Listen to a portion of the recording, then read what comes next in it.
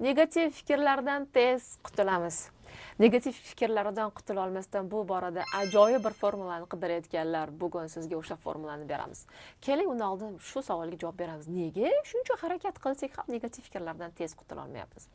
Insonni ongi shunday bir algoritmda ishlaydiki, unda asosan qaysi fikrlar tez-tez takrorlansa, insonni ongi demak, shu fikrlarni tez-tez biz yuqori ong to'lqinlari, yuqori qatlamlariga chiqarishimiz kerak ekan deb hisoblaydi va sizga tez-tez taqdim etishni boshlaydi.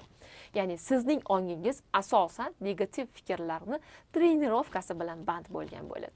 Buni qachon teskari variantini, negativlar emas, pozitivlarni ko'proq o'ylashni ongingizga ko'rsatma bersangiz, ong bir necha marotaba buni ko'rgandan keyin sizga qayta pozitiv holatdagi axborotlarni beradi. Misol uchun, keling, eng ko'p sizni qiynaydigan mavzu. Meni turmush o'rtog'im meni nazarimda ikkinchi ayolga uylangan.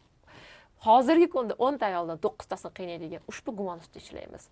Siz har gal turmush o'rtog'ingiz kechikganda yoki ularda qandaydir o'zgarishni ko'rganda, telefonlaridagi qandaydir SMSni ko'rganda, meni nazarimda, meni turmush o'rtog'im ikkinchisiga uylangan degan fikrni ongingizga takror me'yordan ortiq berishingiz, ongingiz sizga bu variantni avtomatik berishida siz nastroy to'g'rilayotgan bo'lasiz.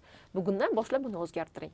Har qanday holatda negativ kelayotganda pozitivni ongingizga ko'rsatishga trenirovkani boshlang. Qanday bo'ladi? Turmush o'rtog'ingiz kechikyaptimi, ichingizdan gumon kelishni boshladi. Meni nazarimda erim ikkinchi ayolga uylangan, uni boshqa oilasi bor bo'lsa kerak degan gumonni tezda pozitivga. To'g'ri, ishdan kech qolyapti, balki yo'lda ushlanib qolgandirlar, balki yo'lda probka bo'lgandir, balki muhim ishlar chiqayotgandir, balki menga gul olayotgandirlar degan gumonlarni bir necha marotaba ongimizga berish natijasida ong negativlarni emas, pozitivlarni olishni boshlaydi. Demak, negativ fikrlardan chiqish bu har bitta insonni ongi ustidagi yuklamalarni takror berishidan iborat ekan.